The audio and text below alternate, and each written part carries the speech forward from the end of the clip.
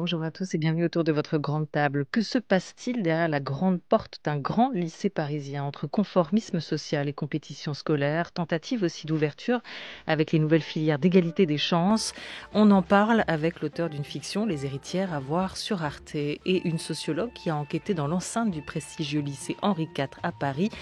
Elle s'appelle l'une et l'autre Sarah Pochon et Laure-Elisabeth Bourdeau. Mais d'abord, la réalisatrice et scénariste Céline Sciamma retrouve le chemin des salles avec Petite Maman et des thèmes qui lui sont chers, celui de l'enfance, 10 ans après Tomboy, la découverte de soi, après Naissance des pieuvres, son premier film en 2007, Être fille ou encore une certaine idée de la sororité après Bande de filles et Portrait d'une jeune fille en feu. Céline Sciamma est notre invitée à écouter tout de suite jusqu'à minuit ou plus tard en nous rejoignant sur le fil des podcasts de la Grande Table sur la toute nouvelle appli Radio France. La Grande Table. Olivia Gesbert. C'est quoi? C'est mes trucs d'enfant. Elle avait tout gardé. C'était pas la reine de l'orthographe. Et moi, tu la faisais où ta cabane? Dans les bois, juste derrière. Ça te fait de la peine d'être ici? J'aimais bien cette chambre. Moi aussi, je suis triste. Elle a préféré partir ce matin. On a décidé que ce serait mieux comme ça. J'ai une mission pour toi. Le placard, dans le couloir. Comme ça, on part vite d'ici, puis on la retrouve. Tu viens m'aider? Je t'avais jamais vu avant. Tu m'as pas dit comment tu t'appelais. Nelly. Je suis chez ma grand-mère. Elle est morte la semaine dernière. J'aime bien faire des petites tiges de chocolat et les manger. J'ai retrouvé l'endroit de la cabane de maman. On parlait jamais de quand vous étiez enfant. T'exagères, on te raconte tout le temps. Oui, mais c'est que des petites histoires. J'ai un secret. Je suis ton enfant. Tu viens du futur. Sacré secret. Bonjour Céline Sciamma. Bonjour. On a essayé d'en dire un peu sans trop en dire. Ce film, c'est comme un songe en fait. L'idée vous est venue comme ça, en dormant ou en rêvant éveillé? Oui, vraiment. Je crois que c'est le seul film dont je puisse vraiment localiser l'irruption comme une image, comme en rêve. C'était pas une, je ne dormais pas, donc c'était une rêverie éveillée. Mais c'est vrai que d'un coup, j'ai vu apparaître cette situation aussi simple que ça, d'une petite fille qui rencontre sa mère enfant autour d'une cabane. Il y avait déjà cette idée de cabane, et j'ai construit le film depuis cette image quasiment qui c'est une figure qui s'est imposée à moi-même. Mais c'est aussi un film rêve, un film songe, tel que vous l'avez traduit, sur grand écran. Il est comme ces rêves qu'on voudrait coucher sur le divan d'un psy pour comprendre leur signification. Vous avez justement choisi de ne pas trop en dire, de ne pas trop donner de sens à tout ce qui se passe là, tout ce qui se joue là. Non, j'ai cherché à vivre sur cette brèche, la brèche de cette rencontre fantasmée, qui me semblait quasiment mythique, entre une mère et sa fille au même âge, et pourtant d'une mythologie qui n'a pas été racontée. Moi, j'avais l'impression de tomber sur une idée ancienne qui aurait toujours un futur. Et je me perds dans ma réponse là. Dis donc, qu'est-ce que vous m'avez demandé? J'ai déjà oublié. Pourquoi vous avez choisi de ne pas tout dire, de ne pas tout expliquer? Ah oui, de ne pas tout expliquer. Justement parce qu'il y avait cette idée que cette histoire, elle pouvait être une matrice pour chacune, et que j'avais à la fois pas envie de l'engorger de péripéties, de dramaturgie, ou même de ce qu'on appelle la backstory, c'est-à-dire l'histoire qui précéderait pour les personnages. Et j'avais pas non plus envie de mettre dedans mes fétiches intimes d'enfant. J'avais envie de le laisser ouvert comme un conte, justement. Et donc, oui, ouvert à toutes les interprétations personnelles. Et pour autant, le film, il joue philosophiquement. Il est ludique avec sa question et il l'explore. Il répond, il pose des questions, mais c'est un peu à chacun ensuite d'y répondre avec sa propre histoire. Oui, c'est ça, parce que nous, on a envie de comprendre ce dispositif aussi, tout à coup, de l'enfant qui croise sa mère, elle-même enfant, qu'on entend dans l'extrait de la bande-annonce. On a envie de comprendre pourquoi sa mère part un matin, pourquoi sa mère a l'air triste, pourquoi elle n'a jamais réussi à dire à sa propre mère à elle, parce qu'il y a 3 générations de femmes dans ce film, son attachement. Il y a toutes ces choses qu'on aimerait comprendre. Finalement, comme dans ces rêves qu'on fait la nuit et qu'on couche sur le papier le lendemain matin pour essayer de savoir ce qu'ils nous disent. Est-ce que vous avez compris ce que ce rêve-là vous dit à vous? Oui, je crois que je continue de le comprendre. Il y a des secrets dans les films que nous, on sait et qu'on ne dit pas, mais il y a toujours ce moment, notamment, c'est la phase du montage, c'est-à-dire la dernière phase d'écriture, où on sait qu'on va apprendre quelque chose sur son film et donc sur soi. Et souvent, c'est les autres qui vous l'apprennent. Là, en l'occurrence, la chose que je n'avais pas du tout vue et qui va dans le sens du rêve. D'ailleurs, c'est mon monteur, Julien Lacheret, qui, à la première vision du film, m'a dit « Mais c'est un film sur une enfant insomniaque ». Et c'est-à-dire une enfant qui ne dort jamais plutôt qu'une enfant qui rêverait tout le temps. Alors peut-être qu'en dormant jamais on rêve tout le temps, je sais pas, mais d'un coup je me suis dit mais peut-être que j'étais une enfant insomniaque, ça m'avait jamais traversé l'esprit, alors que je me souviens bien de mes nuits. Et c'est au montage que ça se joue, ça c'est intéressant, pas au tournage en fait. Et non, alors que j'ai tourné effectivement 5 scènes où la petite fille est dans son lit, essentiellement la nuit ou le jour au matin, mais elle a toujours les yeux ouverts, je lui ai jamais demandé de les fermer. C'est une direction que j'ai donnée. Et finalement, la lecture de ça se fait ensuite. Et puis là, il y a les lectures des spectateurs et spectatrices, déjà un peu qui viennent aussi enrichir, augmenter le film. Je vois déjà beaucoup plus de choses. Et au montage, vous êtes une scénariste qui donnait beaucoup de direction, très directive, ou finalement assez spectatrice de vos propres films? Parce qu'il faut raconter que vous êtes scénariste, diplômée comme telle de la FEMIS aussi, donc vous êtes là en amont sur l'écriture du film, en aval, en amont, en amont, merci. Vous êtes là en amont sur l'écriture du film, vous tournez évidemment comme réalisatrice aussi. Au montage, vous êtes forcément présente parce que c'est là aussi où le film s'écrit d'une autre manière, mais vous intervenez énormément dans le montage?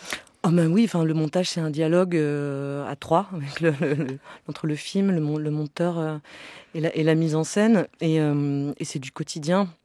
Et plus on y est, moins on intervient en fait. Plus on intervient ensemble, c'est le moment où la langue du film comme ça prend corps. Et il se trouve que particulièrement dans ce film, c'est un film de montage, ce qui ne veut pas forcément dire qu'il se trouve au montage, mais qu'il est pensé avec certaines coupes. Voilà, il y a des effets de téléportation notamment dans le film, des choses qu'on fait à la prise de vue et qui c'est parce qu'on croit au montage qu'elles sont pas difficiles à monter en fait. Et il y avait quelque chose de l'ordre d'une grande fluidité, alors même que le film architecture, une forme de voyage dans le temps, dont le montage a la responsabilité. Mais c'était un film vraiment très doux, très facile à monter en fait. Est-ce qu'en termes de cinéma, justement, ce film, il est particulier, il est à part dans votre filmographie, Céline Sciamma, dans l'économie de moyens que vous avez mis dedans aussi, peut-être dans un certain retour aux sources aussi d'une esthétique de cinéma qui vous a peut-être aussi influencé? Oui, alors moi j'ai vraiment le sentiment que c'est le film d'après portrait, parce qu'il a, même dans la modestie, dans la réduction de la voilure, il faut de la confiance pour ça, pour se dire je vais faire comme une miniature.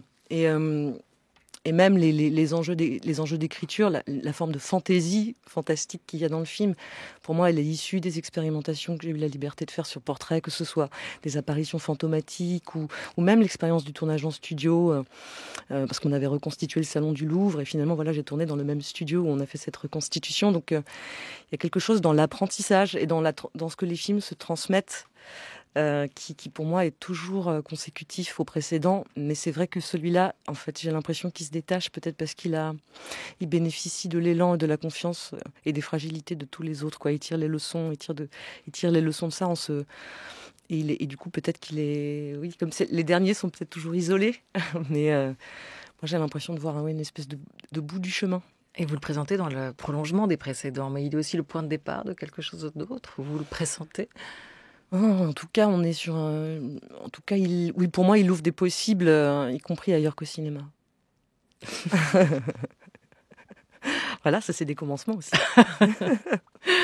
On en restera là. Alors, le portrait d'une jeune fille en feu, que quand vous dites portrait, je dis le nom complet du film.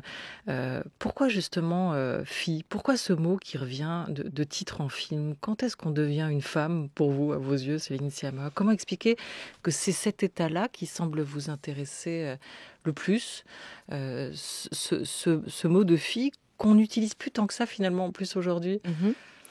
Moi, je l'emploie pour aussi pour élargir la catégorie, c'est pas pour la restreindre. On travaille à regarder là, justement les femmes dans leur plus grande, à la fois dans leur intégrité, leur intégralité, et du coup aussi toute leur diversité. Donc pour moi, répéter ce titre, c'est pas tant répéter ce mot, c'est pas tant toujours,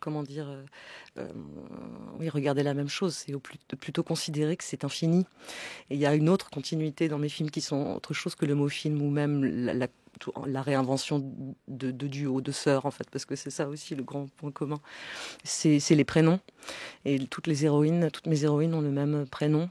Marie dans Naissance des pieuvres. Alors, il y a une petite saute dans Tomboy, mais c'est Mariam dans Bande de filles, c'est Marianne dans L'entrée de la jeune fille en feu. Ici, c'est Marion. Et c'est une façon aussi c'est un peu la même idée. C'est la même poétique de l'infini. Et on peut continuer, on peut raconter ces histoires encore et encore et encore. On peut raconter les histoires des filles. Et c'est un joli mot, fille. C'est pas un mot qui étiquette, c'est pas un mot qui doit être perçu comme un stigmate non plus. C'est un mot peut-être aussi à réhabiliter, à comprendre autrement. Oui, et garçon aussi. Parce que fille et garçon, ça parle de l'enfance. Et voilà, moi j'aime bien dire fille parce que comme ça je pense à garçon aussi. Vous aviez envie de poser une fois encore, avec ce film Petite Maman, votre caméra à hauteur d'enfant. Pourquoi ? Quel regard particulier ces enfants posent sur le monde qui les entoure ? Est-ce que ce film s'adresse à eux aussi, non ? Ce film s'adresse totalement dans le sens, ils ont été au cœur de la pensée, de l'écriture, de la mise en scène. Et puis surtout, ils se fondent sur une collaboration très forte avec deux petites interprètes qui à la fois découvraient le cinéma et en même temps ont augmenté le film de cette découverte et de leur complicité. Donc il s'adresse au public enfantin. Enfin surtout, il a le fantasme d'imaginer les familles, quelles qu'elles soient. Voilà, l'esprit de famille qui soit dans la salle de cinéma, histoire de à la fois le célébrer, l'abolir, l'investiguer différemment. Voilà, c'est rêver comme une expérience à égalité entre des adultes et des enfants qui s'aiment, ou même juste des adultes et des enfants qui se connaissent pas dans une salle. Jacques Doyon, il en a une assez belle définition de cette idée de l'enfance au cinéma. Il en parlait à propos d'un de ses films, Un enfant de toi. On l'écoute. Si je vous laisse seul dans une pièce, sans rien, vous allez un peu vous emmerder. Mais s'il y a une corbeille à papier avec un bout de papier ou je ne sais quoi, un enfant, il saura jouer, il inventera des jeux. Voilà. C'est des joueurs professionnels. Adultes, on est beaucoup moins joueurs. Et donc, c'est tellement plus facile de tourner. Sans compter la part d'invention inouïe qu'ont les petits et souvent les plus petits. On peut travailler avec la plus grande facilité. Alors, on le voit bien, je veux dire, Truffaut ne travaillait pas avec les enfants, il en avait peur, et la génération d'après, on pourrait citer Spielberg travaille avec les enfants, voilà. Et je travaille avec les enfants parce que je suis d'une génération qui n'a pas peur des enfants. Elle est belle cette idée de ne pas avoir peur des enfants. Et c'est vrai que Nelly et Marion, on sent quand vous écrivez pour ces deux jeunes héroïnes, on sent quand vous tournez avec elles que vous n'avez pas peur d'elles, au contraire, que vous les protégez et que vous les portez aussi dans cette enfance au cinéma.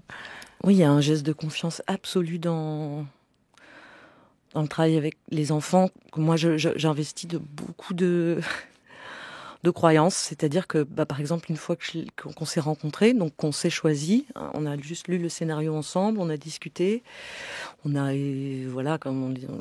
vérifié deux, trois petites capacités à dire des dialogues, etc. Et ensuite, on se revoit pas jusqu'au tournage et on voit ce qui se passe à ce moment-là. On commence à travailler sur le plateau et ça, cette confiance-là, l'idée qu'il y a toute la légitimité qui est donnée, il n'y a rien à vérifier, c'est du travail, on va y arriver. Ça fait partie de la chose très belle qu'il y a à vivre avec les enfants, parce que c'est rare qu'on fasse confiance aux enfants. En fait, je constatais que tout ce que je leur faisais faire dans le film, se servir du lait, faire des crêpes, mais même se brosser, c'est des gestes qu'ils n'ont pas l'habitude de faire seuls, soit parce qu'ils sont regardés, soit parce qu'ils les font pas, soit parce qu'on leur confie pas la responsabilité de les faire. Et voir les enfants, quand ils sont investis d'une responsabilité, ils sont incroyablement à la hauteur, et c'est sans doute ça le regard d'enfant. Voilà, pour moi, c'est une espèce de regard qui est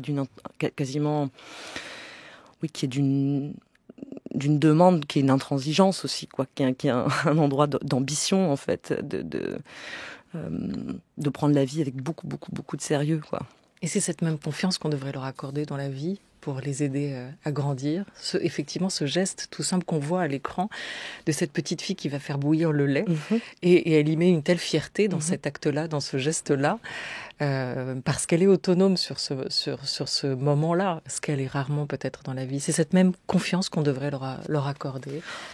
Leur parler normalement, traiter aussi comme des grands. Je crois, oui, parce que je vois pas trop ce qu'on protège, et encore moins quand on vit des crises, un contexte politique, par exemple, aussi morbide que celui dans lequel on vit. Je vois pas de quoi on peut protéger les enfants. Moi, je suis assez fascinée en ce moment par ce qui se passe sur TikTok, et notamment justement comment la jeunesse se politise sur TikTok et aussi s'autonomise. Il y a des vidéos incroyables d'enfants de 18 mois, 24 mois, qui font leur propre repas, par exemple, à qui on apprend à se cuisiner les choses eux-mêmes. C'est un truc qui est bouleversant.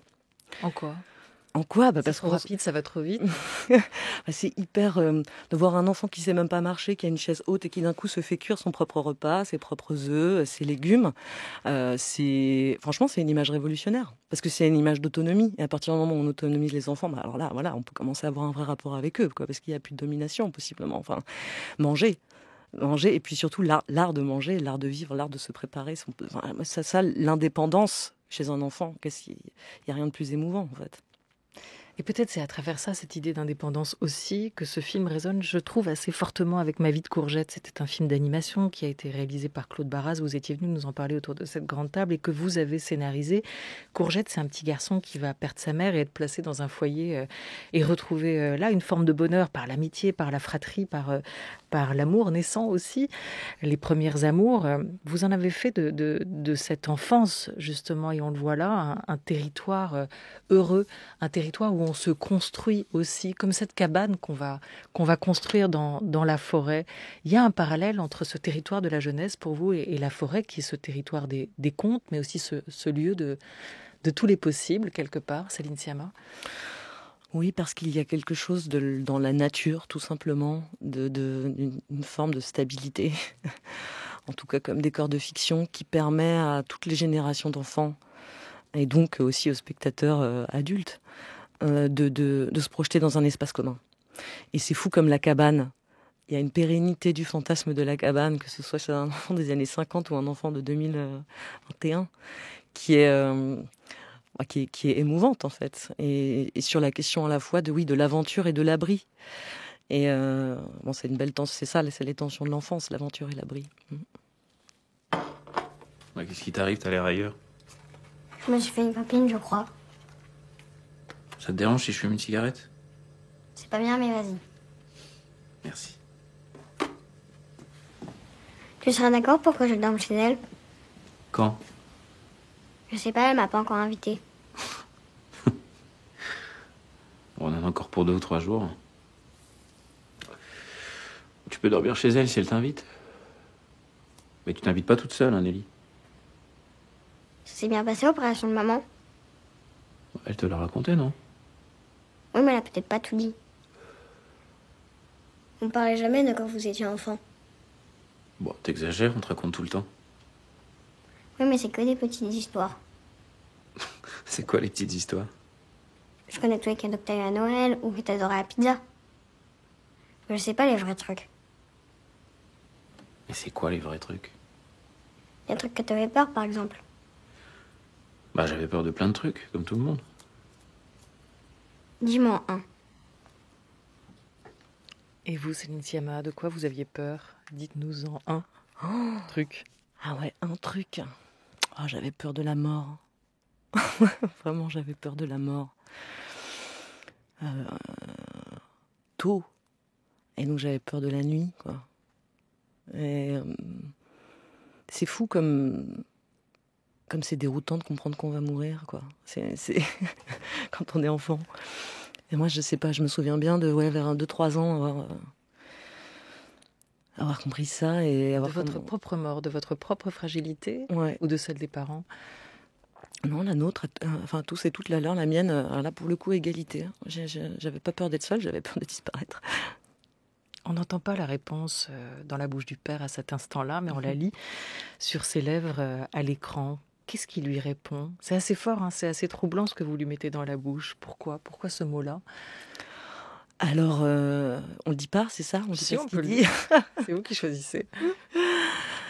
Et ben en fait, on n'est pas obligé de le dire pour que je raconte, en tout cas.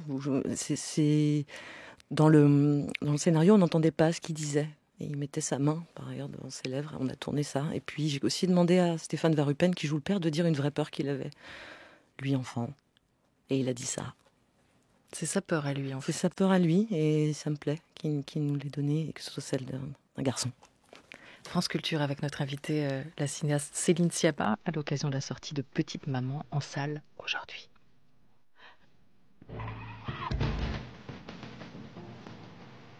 France Culture. La grande table. Olivia Gesbert. Avec notre invitée Céline Sciamma, comment vous avez vécu le succès presque étonnant, pas par la qualité du film, mais dans l'écho qu'il a pu avoir? On imagine que même vous avez été un peu dépassé par ça, de ce film précédent, Portrait de la jeune fille en feu, prix du scénario à Cannes, César de la meilleure photographie, un peu boudé par le jury des Césars lors de cette cérémonie si particulière, qui lui préféra, ou qui vous préféra, Roman Polanski et sa fille, Grand Bruit. Comment vous avez vécu la suite de cette aventure-là? Eh bien, en faisant ce film, c'est-à-dire vraiment, moi, ma chronologie, c'est d'avoir accompagné un portrait de la jeune fille en feu dans le monde entier, vraiment aux États-Unis. Puis je suis rentrée des États-Unis, une semaine après, c'était les Césars. Et puis 15 jours après, on était tous enfermés chez nous. Et l'écriture du prochain s'est lancée, quoi.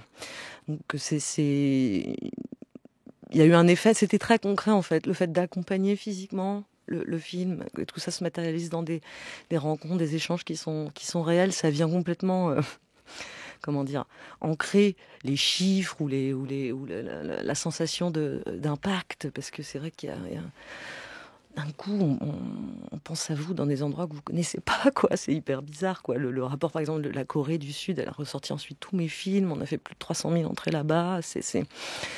Et ce qui est émouvant, c'est que voilà, c'est la langue du film qui d'un coup se met à parler à d'autres cultures cinématographiques dont en fait on est proche. C'est sidérant et en même temps c'est très concret. C'est difficile à raconter. On passe un peu pour une folle aussi quand on raconte ce truc-là. Pourquoi? Parce qu'il disait quoi, ce film qui a parlé, qui a été si universel? Parce qu'en même temps c'est un film très français, avec une esthétique très française, une parole presque, une manière d'exprimer des sentiments qui l'est aussi. Eh ben, je pense c'est moins une question de... C'est une question de regard, c'est une question de mise en scène. Je pense que le point commun, oui, des gens qui ont... C'est cette sensation d'être vu par un film. Moi, vraiment, c'est ça que je retiens aussi de beaucoup des courriers, de tous les témoignages que j'ai eus. C'est la sensation d'être vu, quoi. Et qu'il y a quelque chose de vital là-dedans. Vraiment quelque chose de vital qu'on sous-estime. On sous-estime à quel point c'est important. Et du coup, comment il y a... Quand ça arrive enfin, il y a quelque chose de enfin. Quelque chose d'attendu, en fait. Et ça, vous pouvez pas le mesurer. Vous avez moi, j'ai ma propre attente en référent, mais on peut pas mesurer la dynamique de ça. Non, mais on peut se dire que c'est beau, au fond, de faire un cinéma vivant qui porte cette fibre-là que vous évoquez, cette fibre vitale que vous retrouvez quand même dans ce film aussi, Petite Maman, qui est un hymne à la vie aussi, qui est un éloge de la poésie, de la magie, du fantastique, comme cette possibilité de se laisser aussi emporter par tout ça. Avec ce film-là, vous allez donc tendre la main vers une suite qu'on ne connaît pas et qui a été affichée par un grand silence tout à l'heure. Mais parlons juste d'un projet de ces derniers temps quand même pour Jacques Audiard et avec Léa Missius. Sur quel projet vous avez travaillé ensemble? Alors c'est un film qui s'appelle Les Olympiades et qui est une adaptation de plusieurs romans graphiques d'Adrienne Tominé. Qui est un auteur américain. Et il se trouve que voilà, moi j'ai travaillé sur la première version du scénario avec Audiard et puis aussi un peu seul. C'était il y a quelques années. Ensuite j'ai fait Portrait, lui il a fait Les Frères Sisters et puis voilà, ensuite il a repris l'écriture et puis ensuite Léa Missius a repris l'écriture. Donc voilà, il y a quelque chose qui s'est pendant plusieurs années qui s'est construit et le film est prêt. Et là, le film est écrit, le film est tourné. Le film est tourné, le film va sortir. Oui, le film, c'est demain la conférence de presse de Cannes. Peut-être qu'on aura des nouvelles du film. Je ne sais pas, moi je suis pas dans la... Donc on verra demain si on a des nouvelles du film. Peut-être pour Cannes, peut-être pour le tapis rouge, et puis peut-être surtout bientôt pour les salles. Voilà, c'est vous aussi ça, Céline Sciamma, c'est-à-dire vos propres films et ceux que vous réalisez avec d'autres, ces collaborations que vous avez montées et qui ont jalonné votre parcours. Jacques Audiard, aussi grand cinéaste, on est content de voir ce que ça va donner, ce partage entre vous trois avec Léa Missus. Merci beaucoup d'être venu nous parler de Petite Maman qui sort en salle aujourd'hui, on est mercredi. Amont, aval, aujourd'hui, hier, je suis un peu perdue aujourd'hui. Merci beaucoup Céline Sciamma. Merci à vous.